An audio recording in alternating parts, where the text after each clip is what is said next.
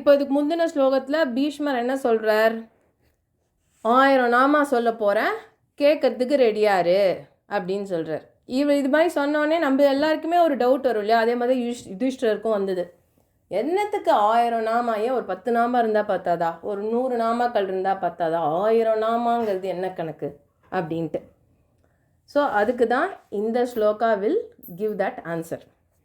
என்ன ஸ்லோகான்னு பார்ப்போம். யானி நாமானி கௌனானி விக்யாதானி மகாத்மனஹ ரிஷிபி பரிகீதானி தானி வக்ஷாமி பூதயே. ஸோ பேசிக்கலாக 1000 நாமா இருந்தாலுமே அந்த 1000 நாமாக்கள் அவர் எதுக்கு செலக்ட் பண்ணார் அப்படின்னா, ஒரு நாமமும் ஈக்குவலன் டு பகவானோட ஒரு குவாலிட்டியாம், ஒரு பண்பு. ஸோ விஸ்வம், விஷ்ணுர் அப்படின்னு ஒரு லைன், ஒரு நாமாக்களுக்கும் it can be equated to one auspicious quality of Shriman Narayanan. So அந்த மாதிரி மெருகேற்றப்பட்ட 1000 நாமாக்கள், பழைய பாசுரங்கள், வேத பாராயணங்கள், உபனிஷத் எல்லாத்துலேருந்தும் நிறைய இருக்குது. ஸோ பகவானுக்கு infinite number of qualities. So அவரை வர்ணிக்கிறதுக்கோ அவருக்கு இருக்கிற அந்த பண்புகளை நம்ம விவரிக்கவே முடியாது. It's infinite. அதுலேருந்து இப்போ அந்த ஒரு ஹனிபி இருக்குதுன்னு வச்சுக்கோங்களேன். ஒரு தேன் பூச்சி எப்படி எல்லா பூக்கள்லேருந்தும் அந்த மரகதத்தை எடுக்கும் இல்லையா, பாலன்ஸ் எடுத்துன்னு எல்லாத்தையும் ஒன்றா சேர்த்து இட் வில் மேக் ஹனி. தேனை அப்படி தான் அது எடுக்கும்.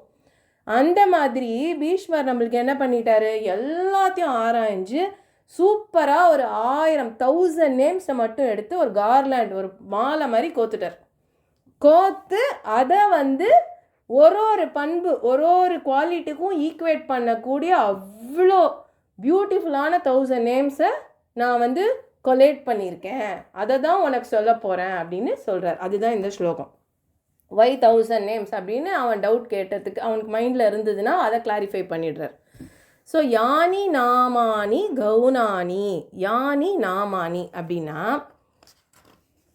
எந்த திருநாமங்கள், யானி விச் எந்த, நாமானி நாமங்கள், கௌனானி குணங்களை சொல்கின்றதோ, வாட் எவர் நாமாஸ் could be equated to a auspicious quality.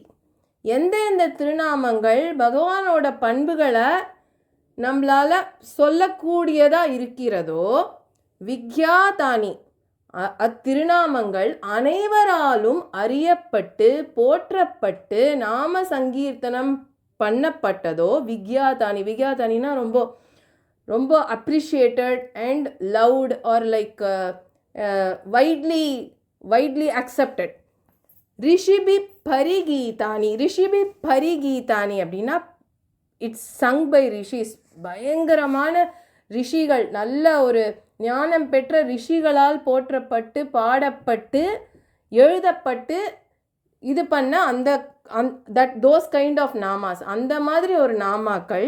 பரிகீதானி அனைத்து பக்கங்கள் எல்லாரும் தெரிஞ்சவங்க எல்லாரும் அன்போட with love, with bhakti, with devotion சொல்கிறாங்களோ அப்படிப்பட்ட 1000 நாமாக்களை தானி வஷ்யாமி பூதயே, ஐ வில் டெல் தீஸ் நாமாஸ் for you, for us and for the world அப்படின்னு சொல்கிறார் பீஷ்மர்.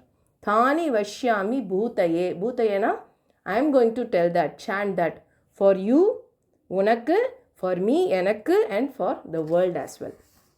ஸோ அதுதான் இந்த ஸ்லோகம். பேசிக்கலாக பார்த்தீங்கன்னா இது எப்படி நம்ம எடுத்துக்கலாம்னா, பீஷ்மருக்கு பயங்கர ஆசை. அவர் பயங்கர கிருஷ்ணர் டிவோட்டி, ஓகேவா? ஸோ அவருக்கு உள்ளூர பயங்கர ஆசை, கிருஷ்ணரை பற்றி 1000 நாமாக்களை சாண்ட் பண்ணியே ஆகணும். அவருக்கு உயிர் ஊசலாடின்னு இருக்கு இல்லையா, அவர் போகிற டைம் வந்தாச்சு. ஸோ போகிறதுக்கு முன்னாடி நான் பகவானோட அந்த 1000 நாமத்தை சொல்லிட்டு போகணும் அப்படிங்கிறது அவரோட இச்சை. அதை இது மூலியமாக அவர் நிறைவேற்றிக்கிறார். ஸோ ஒரு கல்லில் 2 மாங்காய் மாதிரி அவருக்கு பிடிச்ச ஒரு விஷயத்த அவர் பண்ணவும் திஸ் ஹெல்ப். அதே சமயம் ஒரு யுதிஷ்டிரனுக்கு அதை சொன்ன மாதிரியும் ஆச்சு. அதே மாதிரி இந்த உலகத்துக்கும் அதை விரிவாக சொன்ன ஒரு புண்ணியமும் கிடச்சிது அவருக்கு. ஸோ எல்லாமே he was able to accomplish. By giving Vishnu Sahasranamam. So அதுதான் இது. யானி நாமானி கௌனானி சொல்கிறீங்களா? யானி நாமானி கௌனானி விக்யாதானி மகாத்மனஹ ரிஷிபி பரிகீதானி தானி வக்ஷ்யாமி பூதயே.